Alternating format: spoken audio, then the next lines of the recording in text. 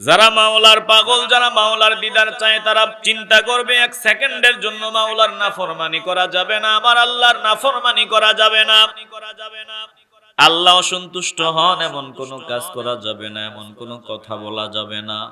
আল্লাহ তাআলা ডাক দিয়া বলেন, ইয়া আইয়ুহান নাসুত্তাকু রাব্বাকুমুল্লাযী খালাকাকুম মিন নাফসিন ওয়াহিদাতিন ওয়া খালাকা মিনহা যাওজাহা ওয়া বাসসা মিনহুমা রিজালান কাসীরান ওয়া নিসাআ واتقوا الله الذي تساءلون به والأرحام إن الله كان عليكم رقيبا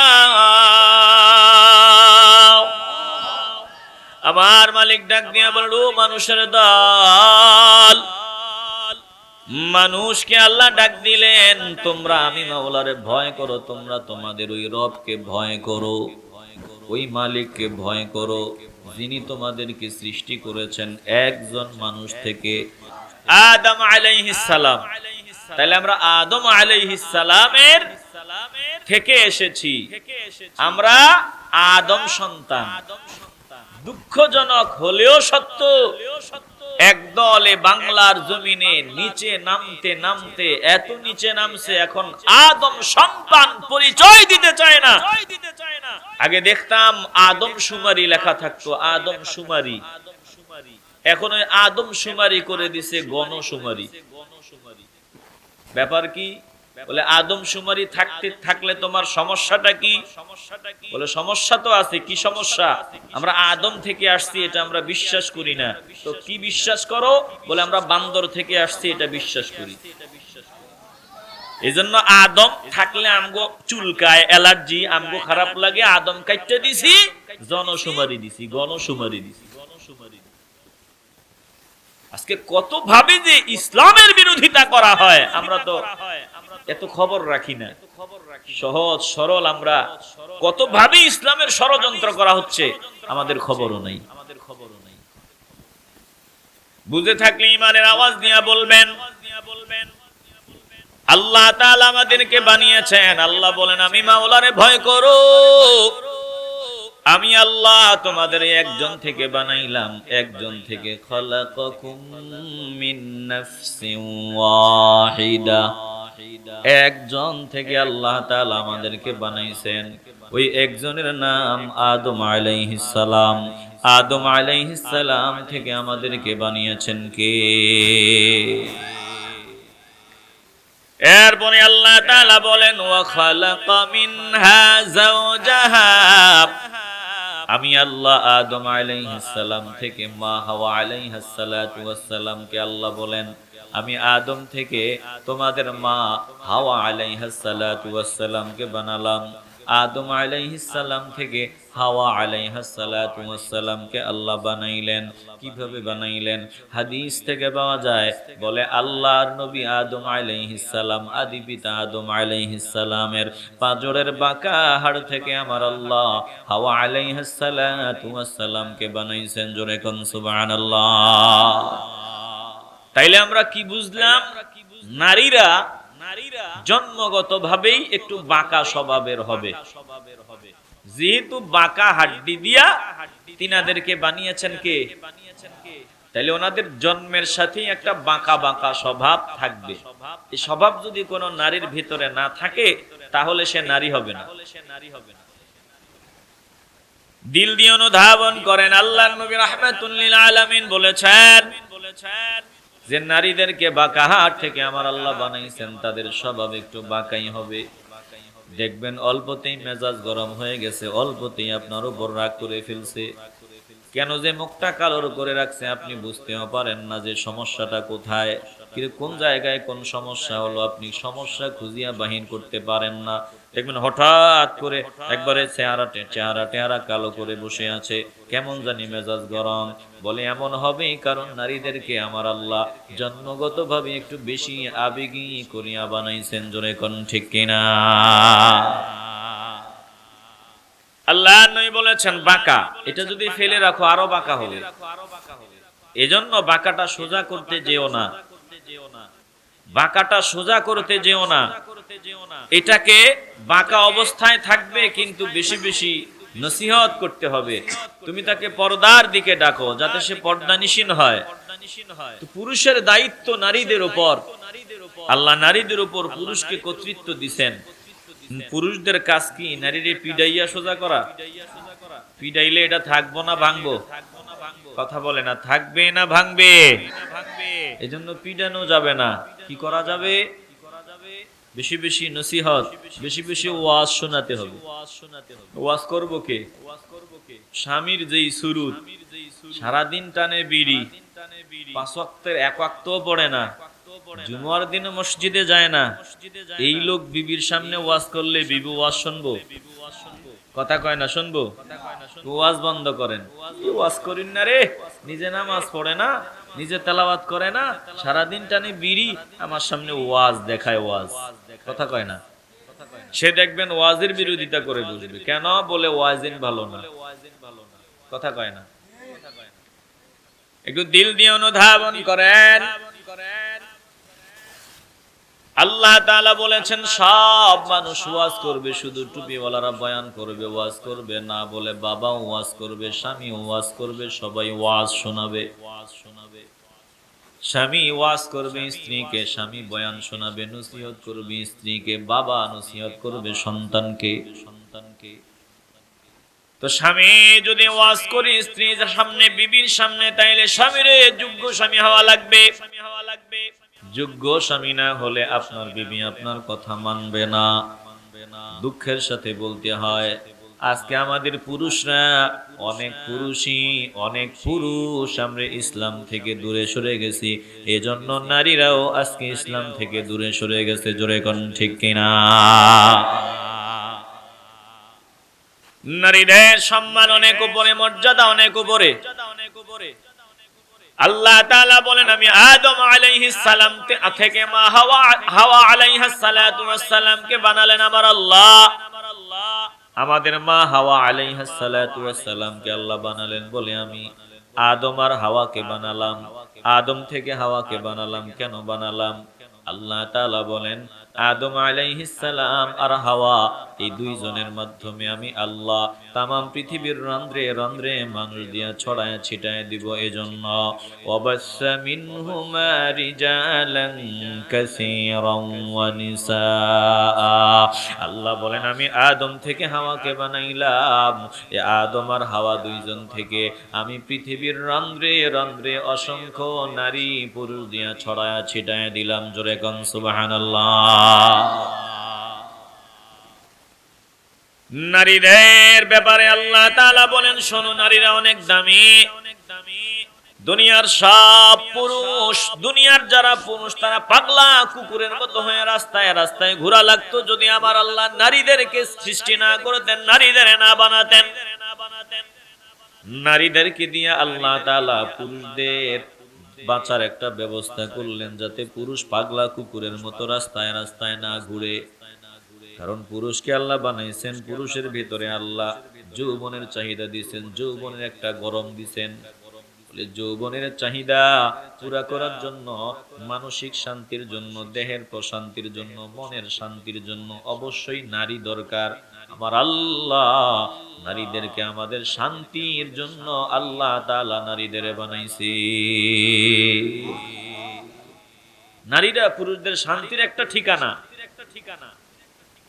আল্লাহ তাআলা বলেন ওয়া মিন আয়াতিহি আন খালাকা লাকুম মিন আনফুসিকুম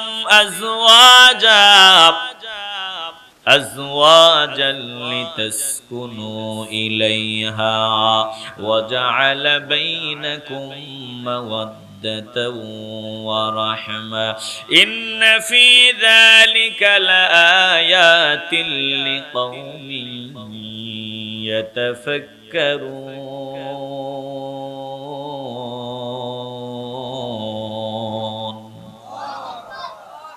আমার মালিক বলেন আমার বহু নিদর্শন রয়েছে, নিদর্শনের অভাব নাই।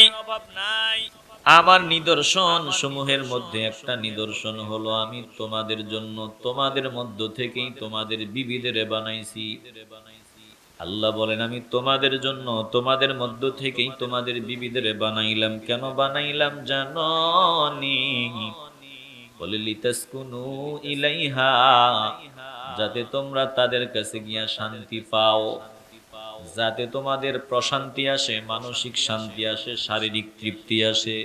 আমি আল্লাহ নারীদের মাধ্যমে তোমাদের শান্তির ব্যবস্থা করে দিছি। জোরে কোন সুবহানাল্লাহ। ওয়াজআলা বাইনাকুম মাওয়াদ্দাতান ওয়া রাহমা, বলে নারী আর পুরুষ, স্বামী আর স্ত্রী দুইজনের মধ্যে ভালোবাসার বীজ বপন করে দিয়েছি। বলে কেমন ভালোবাসা? কোথায় বাড়ি কোথায় ঘর চিনা নাই জানা নাই। যেদিন থেকে তুমি বললা কবুল, সেও বলল কবুল। একজন আরেকজন জান প্রাণ, একজন আরেকজনকে ছাড়া কিছুই বুঝে না। কত মহব্বত, কত ভালোবাসা। বলে এটা আমি আল্লাহ করে দিছি। ওয়াজআলা বাইনাকুম মাওয়াদ্দাতান ওয়া রাহমা, এই স্বামী আর স্ত্রী দুইজনের মধ্যে আমি আল্লাহ ভালোবাসার বীজ বপন করে দিছি। জোরে কোন সুবহানাল্লাহ। আল্লাহ বলেন ইন্না ফি যালিকা লাআয়াতিন লিকাওমিন ইয়াতাফাক্কারুন,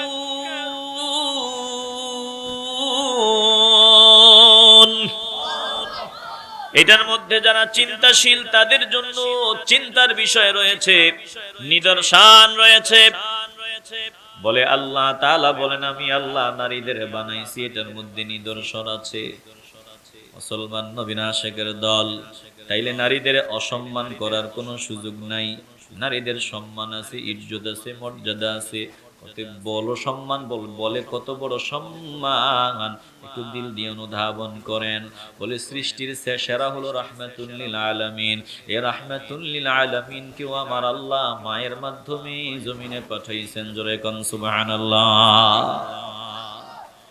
নারীদের কত সম্মান, বলে আমার নবীর মা। নারীদের আসন মায়ের আসন। মা হিসাবে নারীদেরকে সম্মানের আসন দিয়েছেন একমাত্র ইসলাম। আজকে দুঃখের সাথে বলতে হয় একদল ইসলাম বিরোধী, দিন বিরোধী, তারা নারীদেরকে বুঝায় যে ইসলাম তোমাদেরকে অধিকার দেয় নাই, অধিকার থেকে বঞ্চিত করেছে। এজন্য অনেক নারীরা না বুঝিয়া ইসলামের বিরুদ্ধে স্লোগান দেয়, আওয়াজ দেয়, পর্দার বিরুদ্ধে আওয়াজ দেয়, কোরআনের আয়াতের বিরুদ্ধে কথা কয়, স্বাধীনতার নামে অর্ধ উলঙ্গ পোশাক পরে। ও মা শুনিয়া লাও, আসলে তোমরা বুঝতে পারো না, তোমরা বোকার স্বর্গে আছো। তোমরা ভালো করে শোনো, তোমরা অর্ধ উলঙ্গ হও। তারা এটা চায়, স্বাধীনতার নামে তোমাদের বেপরদায় নামায় দিতে চায়। কেন জানোনি? ভালো করে শোনো, কারণ ওরা জানে পর্দার ভিতরে যদি নারীরা থাকে আমরা নারীদের ইজ্জত নষ্ট করতে পারবো না, সম্ভ্রম নষ্ট করতে পারবো না। এই জন্য তোমাদেরকে ভুলভাল বুঝাইয়া বেপরদায় নামায়া দেয়, যাতে তোমাদেরকে সহজেই ভোগ করতে পারে। এটা আজ আমার মা বোনেরা বুঝে না।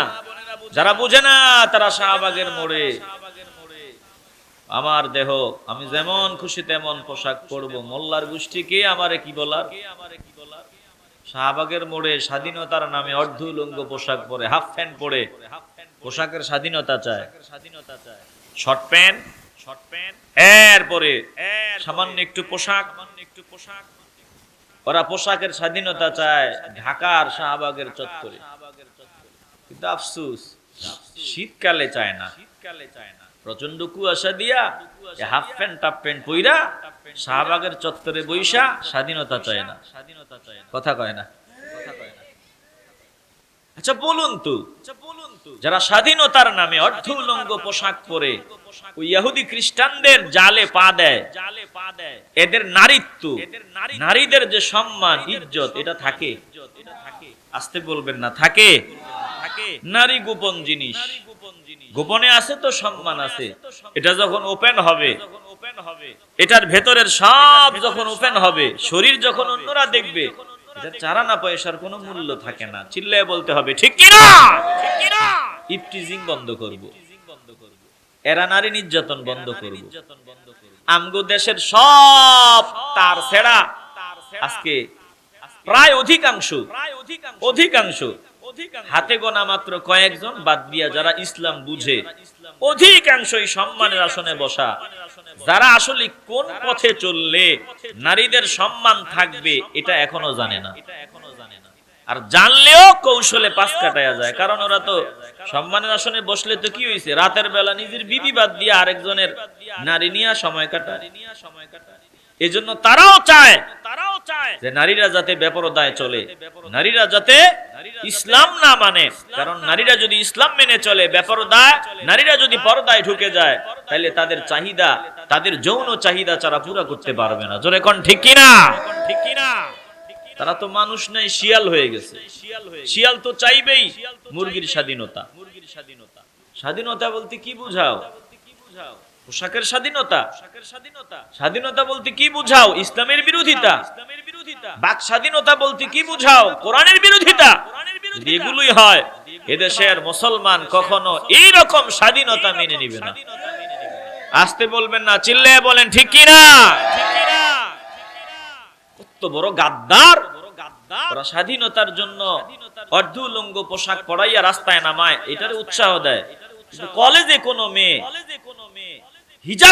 হিজাব পরে পড়তে গেলে তাকে নিষেধ করে যে হিজাব যদি পড়তেই হয় ভার্সিটি দিয়ে দরকার নেই, ভার্সিটি দিয়ে আসলে হিজাব পড়া যাবে না। চিন্তা করছেন? কয় মাতাল হলেও তালে ঠিক আছে, কথা কয় না। মাতাল হলেও তালে কি আছে? ঠিক আছে। নিজের চাহিদা পুরা করার জন্য যা দরকার সব তারা করে। এ মুসলমান ইমানদার নবীন আশিকের দল, একটু দিলটা নরম করিয়া দাও। ইসলাম মানলেই সম্মান। ও মা গো, তোমার সম্মান দিয়েছেন ইসলাম। ইসলাম মানিয়া চলো, পর্দা করো, তোমার সম্মান এটা বহাল থাকবে। ইসলাম মানবা না, দিন মানিয়া চলবা না, তোমার সম্মান থাকবে না। বলে একটা সোলা কলা, কলার কাভার যদি না থাকে এটা 1 পয়সা দিয়েও কেউ কিনবে না। কলার কাভার থাকবে তো কলার দাম আছে, বলে এটার কাভার থাকবে না, এটার কোনো দাম নাই। যতদিন তোমার ভিতরে ইসলাম থাকবে তোমার দাম থাকবে। ইসলাম থাকবে না, পর্দা পশিদা থাকবে না, তোমার মূল্য দিন দিন কমবে, তোমার মূল্য বাড়বে না, বরং কমতেই থাকবে।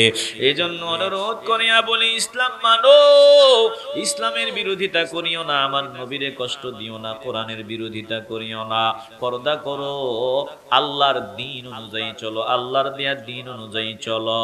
আল্লাহ তাআলা বলেন, হাবিব আমার, দোস্ত আমার, আপনি বলিয়া দেন নারীরা যাতে পর্দার ভিতরে থাকে, কারণ এ পর্দাতেই তাদের জন্য সম্মান রয়েছে, পবিত্রতা রয়েছে। এ মুসলমান নবীর আশিকের দল, আল্লাহ বলেন, ওয়াকারনা ফি বুয়ুতিকুন্না ওয়ালা তাবাররাজনা তাবাররুজাল জাহিলিয়াতিল উলা ওয়া আকিমনাস সালাতা ওয়া আতিনাজ যাকাতা ওয়া আতি'নাল্লাহা ওয়া রাসূলাহু। तमाम দুনিয়ার সব ইমানদার নারীদেরকেই আল্লাহ মূলত ডেকেছেন।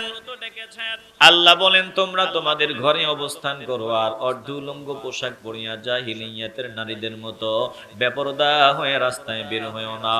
নামাজ কায়েম করো, যাকাত দাও, আল্লাহ আল্লাহ রাসূলের আনুগত্যকারিনী হও। হে মুসলমান নবীর আশিকের দল, নারীরা পর্দা করলে তাদের সম্মান, নারীদের ইজ্জত মর্যাদা ঠিক থাকবে। পর্দা করবে না, তাদের সম্মান থাকবে না।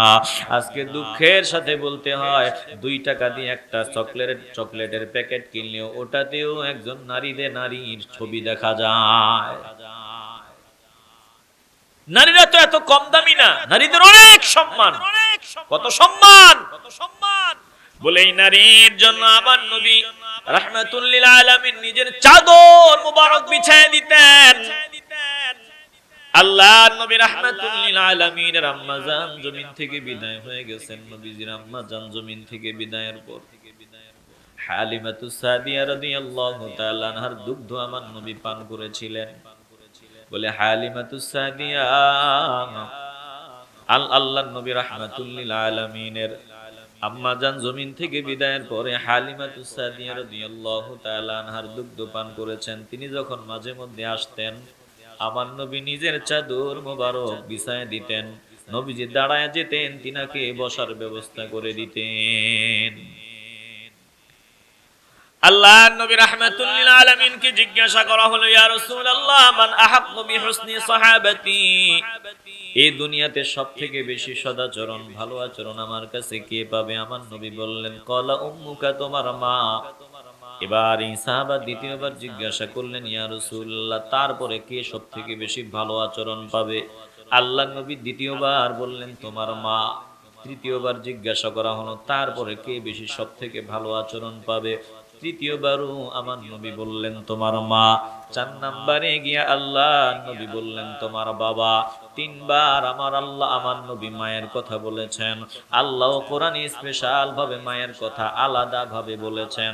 আল্লাহ বলেন, ওয়া ওয়াসাইনাল ইনসানা বিওয়ালিদাইহি হামালাতুহু উম্মুহু ওয়াহানান আলা ওয়াহানিন وفصاله في عامين أن اشكر لي ولوالديك إلي المصير।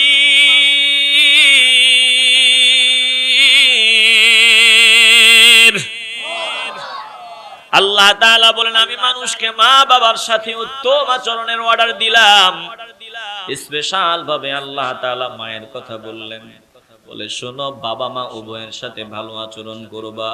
কিন্তু স্পেশাল ভাবে আল্লাহ মায়ের কথা বললেন, ওয়াহানান আলা ওয়াহানি ওয়া ফিসালুহু ফি আমাইন, বলে তোমার মা কষ্টের পর কষ্ট করেছে তোমার জন্য। দিল দিয়ে অনুধাবন করেন, বলে তোমার মা তোমাকে পেটে ধারণ করেছে, তোমার মা জমিনে আসার সময় অনেক বেশি কষ্ট করেছে, আসার ব্যবস্থা করে দিয়েছে, তোমার মা তোমাকে স্তনের দুগ্ধ পান করিয়েছে ফি আমাইন। অতএব আমার শুকরিয়া আদায় করো, বাবা মার শুকরিয়া আদায় করো। এই যে আয়াত তেলাওয়াত করলাম, এই আয়াতের মধ্যে আমার আল্লাহ মায়ের কথা স্পেশাল ভাবে বলেছেন, আমার নবীও মায়ের কথা বলেছেন বেশি। একটু দিল দিয়ে অনুধাবন করেন, আল্লাহর নবী পুরুষের পায়ের তলে, নারীর পায়ের পুরুষের পায়ের তলে জান্নাত আমার নবী বলেন নাই, কিন্তু মায়ের ব্যাপারে বললেন, নারীর ব্যাপারে বললেন, ইন্নাল জান্নাতা তাহতা আকদামিল উম্মাহাত, বলে মায়ের নারীর পায়ের তলে জান্নাত। একজন নারীর কত দাম, কত সম্মান। আল্লাহর নবী জমিনে আসার আগের হালাত কি ছিল? বলে বাবার যখন সন্তান হতো, বাবার কাছে খবর দেওয়া হতো, বাবার চেহারা কালো হয়ে যেত। যদি বলা হতো আপনার কন্যা সন্তান হয়েছে, চেহারা কালো হয়ে যেত। এই বাবা মুখ লুকায়া লুকায়া চলতো, মানুষকে চেহারা দেখাইতো না। কেন? বলে আমি মেয়ের বাবা হইছি, লজ্জা শরম, কেমনে মানুষের মুখ দেখাই, শরম। মেয়ের বাবা মানে অসম্মান, মেয়ের বাবা মানে নিচু, মেয়ের বাবা মানে জঘন্য, মেয়ের বাবা মানে ভালো না। এই অবস্থা চলতেছে। এরপরে মেয়ের বাবা বলে, মানুষ হাসি তামাশা করতো, বাবাও চিন্তা করতো আমি মেয়ের বাবা হইছি, আমার মেয়ে রাস্তায় রাস্তায় কুকুরের মতো আমার মেয়ের উপর অত্যাচার করা হবে, মেয়ের কোনো সম্মান থাকবে না, ইজ্জত থাকবে না। বলে কি করা যায়? সিদ্ধান্ত নিয়ে তো মেয়েটাকে জীবন্ত কবর দিয়ে দিত। বলে মেয়েটাকে জীবন্ত কবর দেওয়ার জন্য তারা রেডি হয়ে যেত, কবরও দিয়ে দিত। এমন বহু ঘটনা ঘটতো, এটা কোনো ব্যাপারই ছিল না। বরং তারা যে যত বেশি জীবন্ত কন্যাকে কবর দিতে পারতো, তত বেশি গর্ববোধ করতো যে আমি 20টারে কবর দিছি, আমি 30টারে কবর দিছি, আমি 40টারে দিছি, আমি 70টারে দিছি, গর্ববোধ করতো। যে যত বেশি মেয়েদেরকে জীবন্ত কবর দিতে পারতো, সে তত বেশি গর্ববোধ করত। মুসলমান নবীর আশিকের দল কেমন জানি আজকে আমরা দিন দিন ওইদিকে চলে যাইতেছি, ওইদিকেই যাইতেছি। কলেজে ভার্সিটিতে ধর্ষণ করার পর সেঞ্চুরি করে, সেঞ্চুরি করে, ধর্ষণের সেঞ্চুরি, বলে ধর্ষণের সেঞ্চুরি করে 100 জন পুরা করে, উদযাপন করে, আনন্দ করে। বাংলার জমিনে ওই দৃষ্টান্তমূলক শাস্তি গাদ্দারদের হয় না, জোরে কোন ঠিক কিনা? কে করবে বিচার? কে করবে বিচার? যদি বিচারকদের ভিতরেই থাকে অনবিচার। একটু দিল দিয়ে অনুধাবন করেন। এমন পরিবেশে আল্লাহর নবী জমিনে আসলেন, রাহমাতুল লিল আলামিন। আওয়াজ দিলেন, চলবে না, আর চলবে না, আর জীবন্ত নারীদেরকে কবর দেয়া যাবে না। শোনো, নারীদের কত সম্মান। আমার নবী রাহমাতুল লিল আলামিন বললেন, শোনো, যদি কেউ আল্লাহ যাকে ভালোবাসেন, যাকে মহব্বত করেন, যাকে পছন্দ করেন, আল্লাহ তাকে প্রথম সন্তান কন্যা দান করেন। বলে আল্লাহ যাকে আরো বেশি ভালোবাসেন, দ্বিতীয় সন্তানটাও কন্যা দান করেন। আল্লাহ যাকে আরো অধিক পছন্দ করেন, 3 নম্বরটাও কন্যা দান করেন। জোরে কোন সুবহানাল্লাহ। আল্লাহর নবী বলেন, যার 2টা কন্যা, 2 কন্যার বাবা বড় ভাগ্যবান। কত ভাগ্যবান জানো গো? বলে 2 কন্যার বাবা কত ভাগ্যবান, যদি 2টা কন্যাকে লালন পালন করে, তাদের হক ঠিক মতো আদায় করে, তাদেরকে ইসলামী শিক্ষা দেয়, তাদেরকে ভালো ছেলে দেখে পাত্রস্থ করে দেয়। বলে 2টা কন্যার হক যদি কোনো বাবা ঠিক মতো আদায় করে, এই 2 কন্যার বাবা জান্নাতি হবে, জান্নাতি। বলে জান্নাতি হবে শুধু তাই না, সে আর আমি নবী জান্নাতে কাছাকাছি থাকবো। কত কাছাকাছি থাকবো? আল্লাহ নবী আঙ্গুল মোবারক উঁচু করে এভাবে টানতে টানতে টানতে টানতে মিলাইয়া দেখায় দিলেন। বলে শুনিয়া লও, 2টা মেয়ের বাবা যদি মেয়েকে ঠিক মতো লালন পালন করে, তাদেরকে ইসলামী শিক্ষায় শিক্ষিত করে, তাদেরকে আদব আখলাক শিক্ষা দেয়, তাদের হক ঠিক মতো আদায় করে, মেয়ের বাবা জান্নাতি হবে। জান্নাতি হবে শুধু এতই ক্ষান্ত নয়, বলে সে আর আমি নবী জান্নাতে এত কাছাকাছি থাকবো। বলে নবী আঙ্গুল মোবারক টানতে টানতে মিলায়া দেখায় দিলেন, এত কাছাকাছি থাকবো। জোরে কোন সুবহানাল্লাহ। এ মুসলমান নবীর আশিকের দল, নারীদের সম্মান দিয়েছে ইসলাম। আজ নারীরা ইসলাম পালন করতে চায় না, ইসলামের বিরোধিতা করে। তাইলে নারীদের, যেই নারীরা ইসলামের বিরোধিতা করে, তাদের সম্মান ইজ্জত থাকবে না, আবার তারা নিচেই যাবে, সম্মান পাবে না। যারা ইসলাম মানিয়া চলবে, তাদের সম্মান আল্লাহ বুলন্দ করে দিয়েছেন।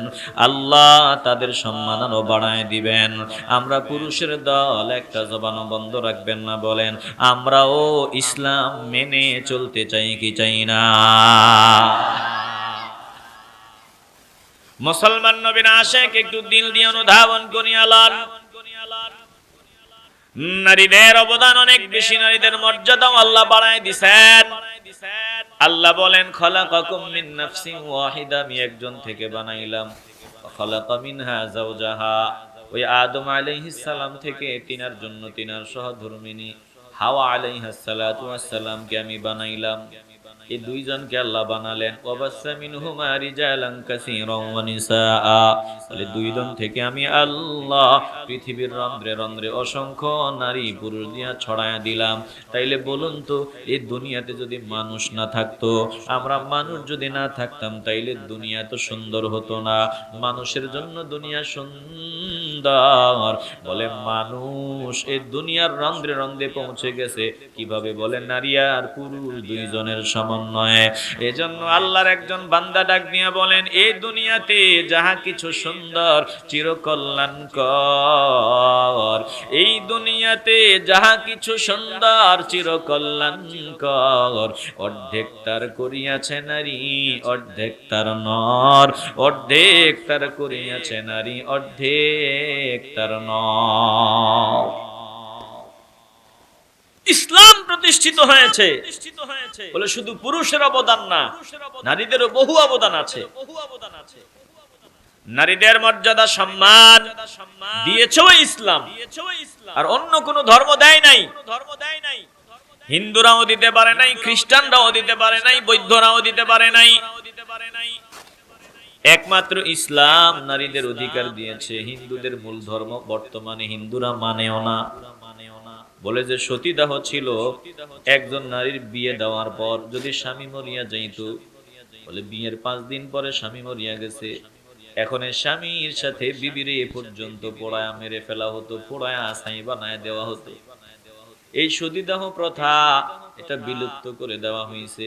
এই তো মাত্র কয়েকশো, ওই হয়তো বা 100-150 বছর আগে। দিল দিয়ে অনুধাবন করেন, নারীকে যা দেওয়ার একবারে দিয়ে দেয়, একবারে দিয়ে দেয়, যা শেষ। কিন্তু না, ইসলামে যা অধিকার সে তো পাবেই। এই নারীর সংরক্ষণের দায়িত্ব সব সময় পুরুষদের উপরেই ন্যস্ত করেছেন আল্লাহ। চিল্লায় বলেন ঠিক কিনা? একটু হৃদয়টা নরম করে দেন। নারীদের সম্মান দিয়েছে একমাত্র ইসলাম। আজ ইসলামকেই কাঠগড়ায় দাঁড় করায় দিছে, নারীদেরকে ভিন্নভাবে ডিভাইডেড করা হচ্ছে। আমার মা বোনেরাও ওই দিকে যাইতেছে। ও মা, তোমার জন্য তোমাদের দ্বারা ইসলামের অনেক উপকার হয়েছে।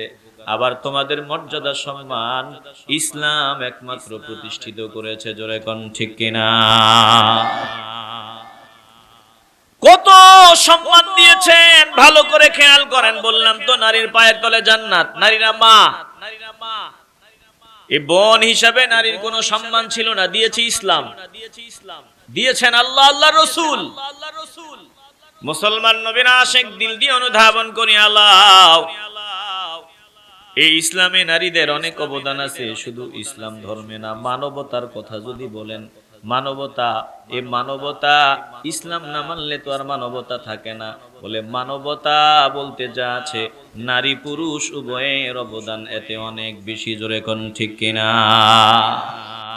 আজকে আমরা ইসলাম পেয়েছি, হাজার হাজার মাইল দূর থেকে আমরা ইসলামে বাংলার জমিনে পেলাম কিভাবে? বলে এটার পিছনেও নারীদের অবদান আছে, নারীদের বহু অবদান আছে। ওই যে আল্লাহর বান্দা বলছেন, পৃথিবীতে যাহা কিছু সুন্দর চিরকল্যাণকর, অর্ধেক তার করিয়াছে নারী, অর্ধেক তার নর। মুসলমান নবীর আশিকের দল, এ কথা একটু দিল দিয়ে অনুধাবন করিয়া লন। আল্লাহ নবী রাহমাতুল লিল আলামিন যদি হিজরত না করতেন, ইসলাম প্রতিষ্ঠিত হইত না। হিজরত করেছেন বলেই আমরা আজকে বাংলার জমিনে, তামাম দুনিয়াতে মানুষ ইসলাম পেয়েছে। হিজরতের কারণেই সাহাবায়ে কেরামরাও হিজরত করেছে, বিভিন্ন প্রান্তে চলে গেছেন। মুসলমান নবীর আশিকের দল, আল্লাহ নবী যখন হিজরত করবেন, ওই হিজরতের ঘটনার পিছনে নারীদের অবদান আছে। রাহমাতুল লিল আলামিন যখন প্রাথমিক পর্যায়ে ইসলামের দাওয়াত দিবেন, ইসলামের দাওয়াত দেওয়ার ক্ষেত্রে আমার নবী ছিলেন একা, ডানে বামে কেউ ছিল না, সবাই ছিল বিরোধী। একজন আমার নবীর সাথী ছিলেন, তিনি একজন নারী, আম্মা জান খাদিজাতুল কুবরা রাদিয়াল্লাহু তাআলা আনহা। তিনি ছায়া হয়ে আমার নবীর পাশে ছিলেন। জোরে কোন সুবহানাল্লাহ। আজ আমার মা বোনেরা ইসলাম বিরোধিতা করে, তাকায় দেখো, ইসলামের বিরোধিতা করে, নজর দাও। আল্লাহর নবীর উপর যখন প্রথম ওহী নাজিল হয়, আমার নবী ঘাবড়ায় গিয়া খাদিজাতুল কুবরা রাদিয়াল্লাহু তাআলা আনহারে ডাক দিয়া বলেন, জাম্মিলুনি জাম্মিলুনি। কম্পন করতে করতে বললেন, আমারে কম্বল দিয়া ঢাকনা দিয়া দাও, মোড়ায়া দাও। আম্মা জান খাদিজাতুল কুবরা রাদিয়াল্লাহু তাআলা আনহা বলে, ইয়া রাসূলুল্লাহ, ওগো আল্লাহর নবী, আপনার কি হয়েছে? ও আবুল কাসিম, আপনার কি হয়েছে? একটু বলেন, আপনি এমন করেন কেন? বলি, আমি এই দৃশ্য দেখলাম। জিবরাইলের ব্যাপারে বর্ণনা দিলেন নবী, প্রথম জিবরাইলকে দেখলেন। আম্মা জান ডাক দিয়া বলেন, শুনিয়া লন, আমি নিশ্চিত আপনি আল্লাহর রাসূল। কারণ আপনি জীবনে মিথ্যা বলেন না, আপনি আমানতের খেয়ানত করেন না, দুঃখীদের সহায়। আপনি সব সময় যেখানে মানবতা বঞ্চিত মানুষ, আপনি ওখানে। আপনি ইয়াতীম অসহায়দের বন্ধু। অতএব আপনি কখনো, আপনার দ্বারা কখনো আমি বাজে কোনো কাজ দেখি নাই।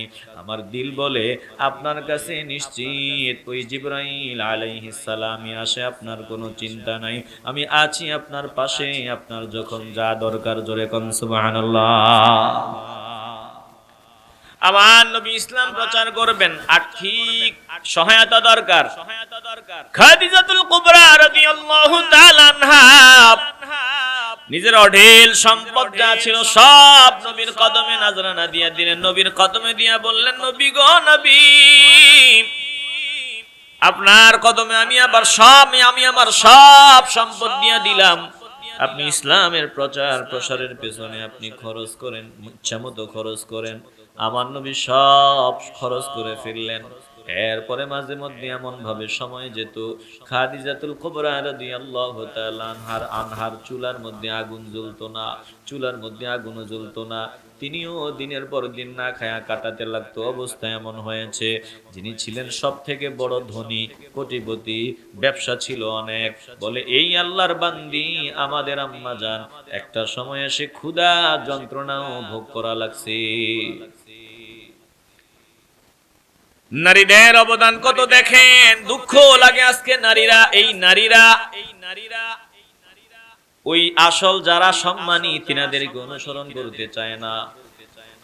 আল্লাহর নবী হিজরত করলেন, হিজরতের ঘটনার পেছনেও নারীদের অবদান পাবেন। আবু বকর সিদ্দিক রাদিয়াল্লাহু তাআলা আনহুকে আল্লাহর নবী বললেন, আবু বকর আমি হিজরত করব, তুমি আমার সঙ্গী হবা। দিন তারিখ বলেন নাই। অনেক দিন পর আল্লাহর নবী আবু বকর সিদ্দিক রাদিয়াল্লাহু তাআলা আনহুকে ডাক দিলেন। একটা মাত্র ডাক দিতে দেরি হয়, লাব্বাইকা ইয়া রাসূলুল্লাহ বলে দরওয়াজা খুলে দিতে দেরি হয় না। আবু বকর চলো হিজরত করব, আল্লাহর নির্দেশ। আবু বকর সিদ্দিক রাদিয়াল্লাহু তাআলা আনহু তিনি রেডি হইতে পারেন। তিনার দুই কন্যা, ছোট কন্যা আয়েশা সিদ্দিকা রাদিয়াল্লাহু তাআলা আনহা, বড় কন্যা আসমা রাদিয়াল্লাহু তাআলা আনহা, বলে দুইজন, এই দুইজন ছোট, বয়স তেমন বেশি না। দুইজনে মিলিয়া তাড়াতাড়ি বাবার যা দরকার সব গুছায় দিলেন, রেডি করিয়া দিলেন। কোনো কান্না নাই, কোনো আওয়াজ নাই। বাবা যে চলে যাইতেছে আর ফিরবে কিনা জানা নাই, পিছনে শত্রুর অভাব নাই, যেখানে যায় ওখানেও শত্রুর অভাব নাই। এই যে চলে যাইতেছে আর ফিরবে কিনা। মেয়েরা, অন্য মেয়েরা ক্রন্দন করতো, কান্না করতো, কিন্তু না না না, কোনো কান্না নাই, হাসি মুখে তাড়াতাড়ি বাবার সব সামানগুলো রেডি করে দিছে। আসমা রাদিয়াল্লাহু তাআলা আনহা বলেন, দুনিয়ার মানুষ শুনিয়া লাও, আমার আব্বাজান যাওয়ার সময় যা কিছু ছিল সব আমরা রেডি করে দিলাম।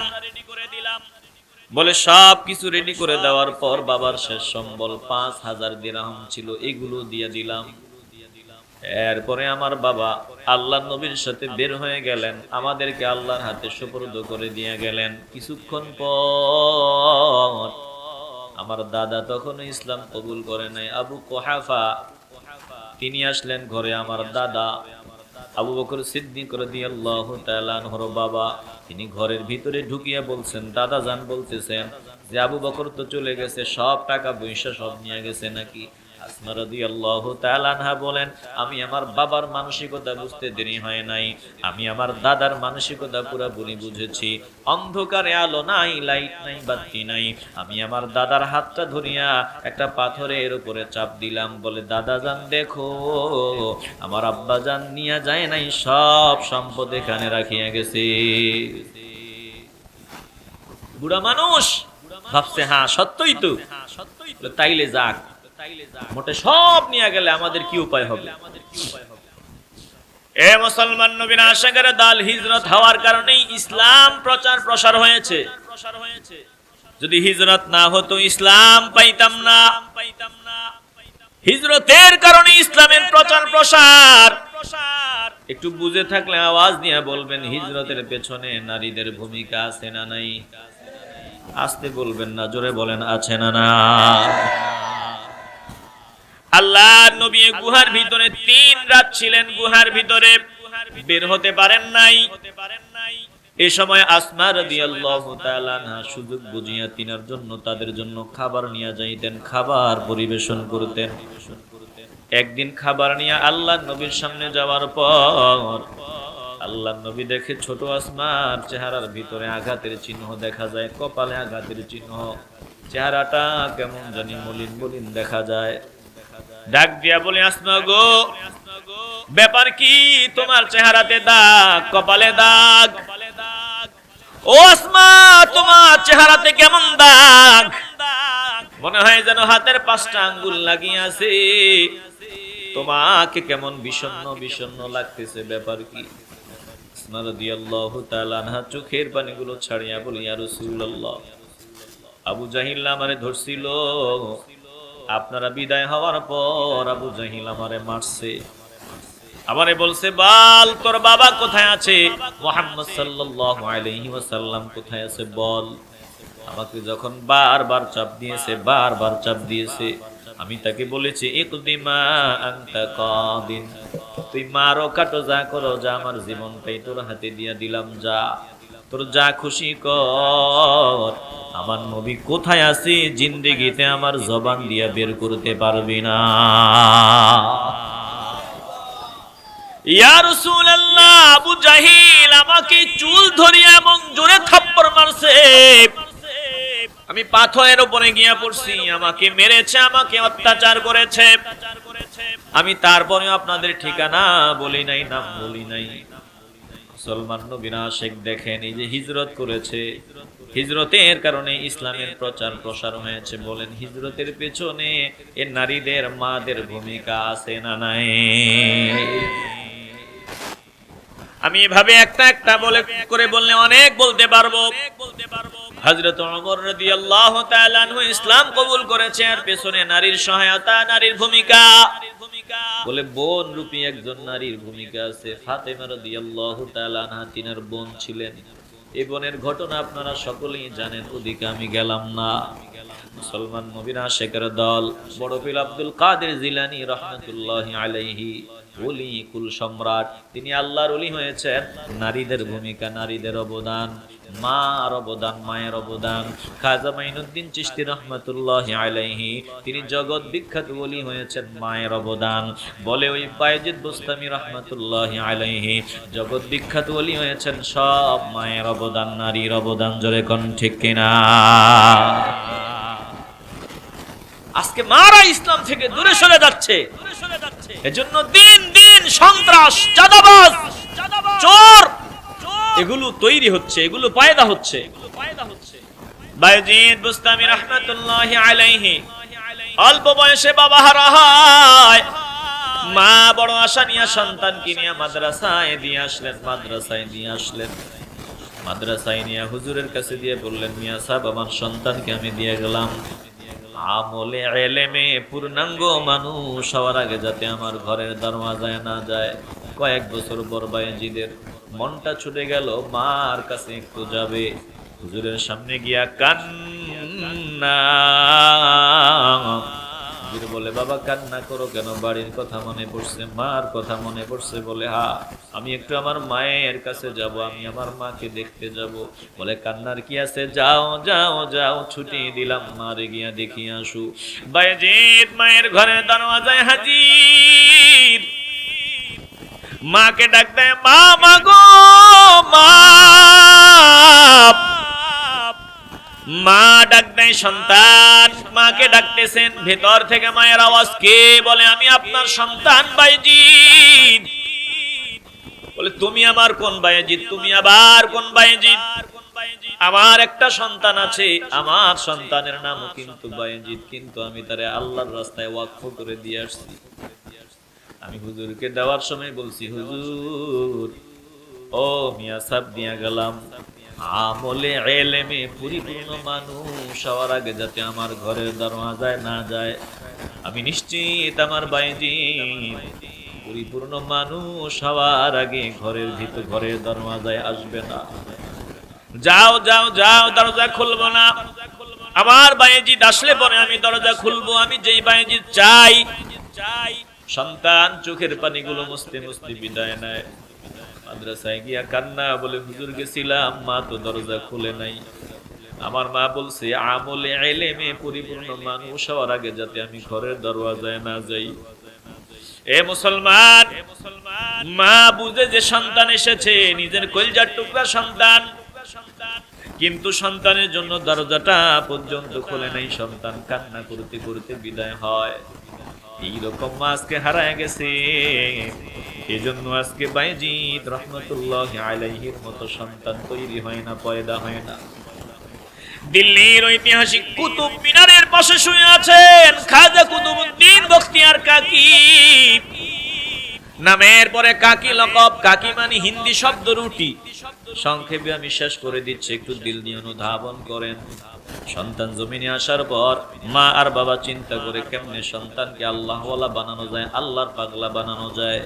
এবার মা বাবা সিদ্ধান্ত নিলেন যে সন্তানকে আল্লাহওয়ালা বানানোর রাস্তা আমরা পেয়ে গেছি। বলে কোথায়? বলে মাদ্রাসায় না দিলে আল্লাহওয়ালা হবে না, আল্লাহর প্রিয় বান্দাদের সোহবতে না পাঠালে ভালো মানুষ হবে না। বলে জাগতিক শিক্ষা অর্জন করিয়া কখনো একজন মানুষ পরিপূর্ণ ইসলাম মেনে চলতে পারে না।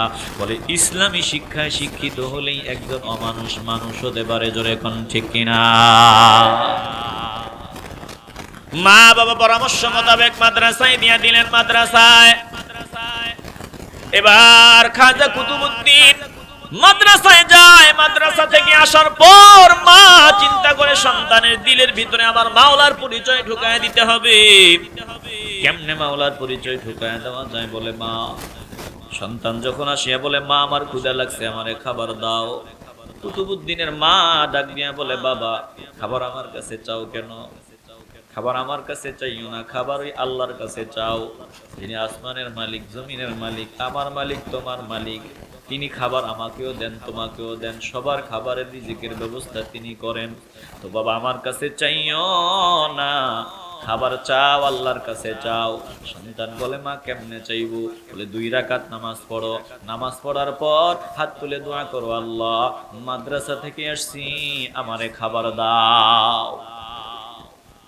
মা শিখায় দেয়। সন্তান ওযু করিয়া 2 রাকাত নামাজ পড়ে। ছোট সন্তান বলে আল্লাহ আমার মা বলছে তোমার কাছে অনেক মজা আছে, তোমার কাছে মজার অভাব নাই, খাবারের অভাব নাই, আমারে মজা দাও, খাবার দাও, আমার ক্ষুধা লাগছে। এবার দোয়া শেষ হলে মা বলে দোয়া শেষ। বলে আল্লাহ খাবার দিছেনি? বলে হ্যাঁ দিছে। যে আলমিরাটা খোলো। এটা খোলার পর দেখে সুন্দর বানানো রুটি রেডি করা, খাবার রেডি করা। এবার ছোট সন্তান খাবার খায় আর মারে জিজ্ঞাসা করে মা আল্লাহর কাছে অনেক খাবার আছে, চাইলেই দেয়? বলে হ্যাঁ চাইলেই দেয়। সব সময় ঘরে আসবা, নামাজ পড়বা, মাওলার কাছে চাইবা, দেখবা মাওলা দিবে। ছোটবেলা কিভাবে সন্তানকে আল্লাহর ওলি বানানো যায় মা প্র্যাকটিস করে।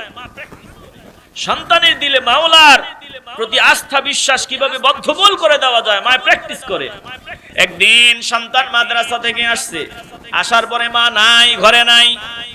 খাজা কুতুবউদ্দিনের মা কোনো প্রয়োজনে বাইরে গেলেন, কারো ঘরে গেলেন, বাইরে গেলেন। এবার তিনারও মনে নাই সন্তান যে চলে আসছে, এটা খবর নাই। হঠাৎ করে মনে হইল আমার বাবা তো ঘরে চলে আসছে, হায় হায় আজকে তো দোয়া করার পর খাবার পাবে না, আমার সন্তানের বিশ্বাসের মধ্যে ত্রুটি এসে যাবে। তিনি কান্না করে ডাক দিয়া বলে মালিক আমার সন্তানের বিশ্বাসে যাতে ঘাটতি না আসে গো মাওলা। আমার সন্তান আজকে খাবার না পাইলে খারাপ ধারণা করবে। সন্তান মাদ্রাসা থেকে আসলো, মা ঘরে নাই। মা যেমনে প্রতিদিন শিখায় দিছে ওইভাবে মাওলার কাছে চায়। এদিকে কুতুবউদ্দিনের মা দৌড়ায় আসলো, দেখে সন্তান ঘুমায়। ডাক দিয়া তাড়াতাড়ি রুটি রেডি করে, আগে রুটি রেডি করলেন, আলমিরায় রাখলেন, বাবারে ঘুম থেকে উঠালেন, বললেন বাবা আজকে মনে হয় খাবার তোমারে দেয় নাই আল্লাহ না। বলে মা বলো কি? আজকে তোমার প্রতিদিনের খাবার পচা খাবার, এত মজা লাগে না, এত ভালো লাগে না। আজকে যেই মজার খাবার আল্লাহ আমারে দিছে, সব সময় এত মজার খাবার তো দেয় না। ও মা মাগো তুমি যেমনি শিখাইছো এইভাবে দোয়া করিয়া ডাক দিলাম আল্লাহ। মাও ঘরে নাই, আমার মা বলছে তোমার কাছে খাবারের অভাব নাই, ক্ষুধা লাগছে, আমারে মজা দাও, খাবার দাও। আর ওই আগের মতো আমি এটা খুললাম, খোলার পরে দেখলাম এত মজার রুটি, যেই রুটির স্বাদ আমার জিহ্বা থেকে এখনো যায় না। মা মাওলার কদমে সিজদা দিয়া বলে মালিক তোমার শুকর আদায় করলাম, আমার সন্তানের প্রতি তুমি এত বড় দয়া করছো, আমগো উপরে এত বড় দয়া করছো। এই ঘটনার পর থেকেই খাজা কুতুবউদ্দিন তিনার নামের পর কাকি শব্দ লেগে যায়, কাকি শব্দ।